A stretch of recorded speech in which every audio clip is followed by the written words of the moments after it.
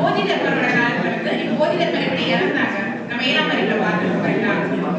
சாப்பாடு கொடுக்கறதுக்கு கூப்பிட்டவங்க விஷயத்தை கொடுத்தாங்கன்னு தெரிஞ்சும் உண்டு இறந்தாங்க.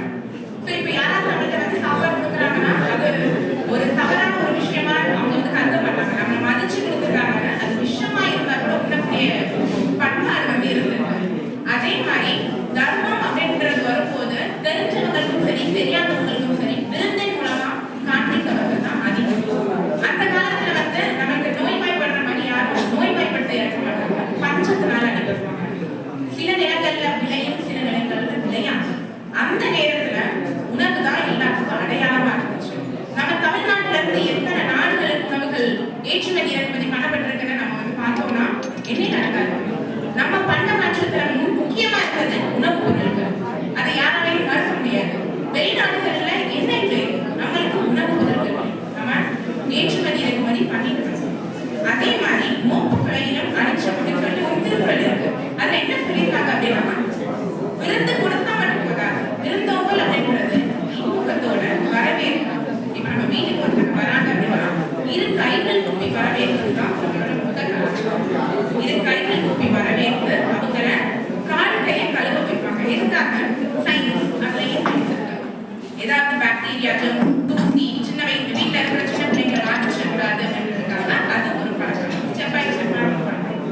அதுக்கப்புறம் உள்ள வாழை இலையை வச்சு பரிமாறணும். வாழை இலையில விளையிற எல்லா பொருட்களையும் யூஸ் பண்ணுவோம். வாழை பூல இருந்து கண்டு இலை எல்லாமே, ஏன்னா அது ஒரு நல்ல பாக்டீரியா நீக்கக்கூடிய ஒரு விஷயம். ஸோ வாழை இலைகளை அவங்களுக்கு பரிமாறிங்க. யாரு பரிமாறுறாங்களோ அவங்களே அந்த இலையை எடுப்பாங்க. எல்லாருமே ஒரு பண்பாடு. இப்ப நம்ம வந்து ஒருத்தவங்கள்ட்ட விருந்து கொண்டு போறோம்னா அவங்களை மறக்க மாட்டாங்க. தமிழர்கள் அதிகமா எல்லாரோட நிலப்புல ஈஸியா மறைய மாட்டாங்க.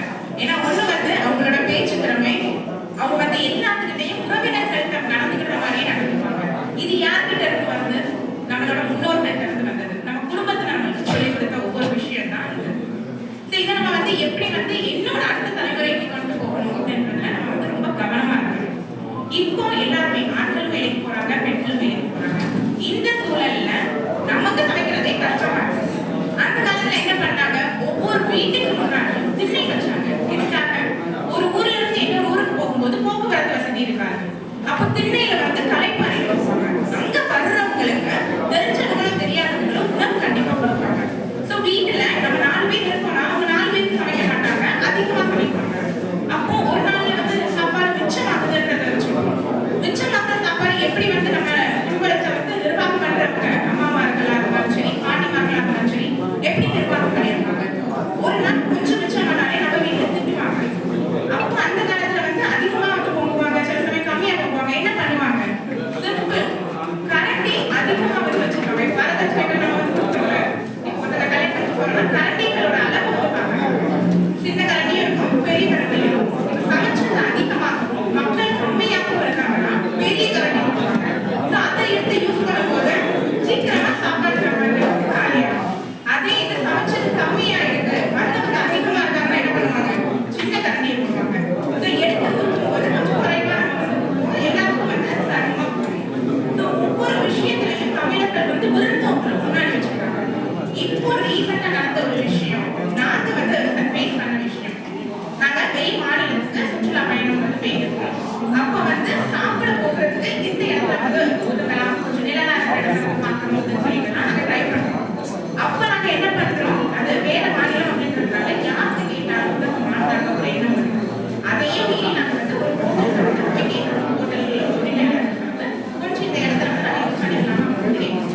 ஆனா அவங்க இதுல எனக்கு ஆல்ரெடி தெரியும் தமிழ்நாடு நம்ம இது பண்ண மாட்டோம். ஆனா நம்ம ஸ்டேட்ஸ்லயே அந்த விஷயங்கள் எல்லாம் நடக்குதுன்றவங்க நாட்டிலையும் சரி உலகத்திலையும் சரி தமிழர்களை தனித்துவமா காமிக்கிறது நம்மளோட பழக்கம். இதை வந்து நம்ம என்னைக்குமே வந்து மாத்திடக்கூடாது. இதை வந்து எதிர்கால தலைமுறைகளுக்கு சொல்லிக் கொடுக்கணும்.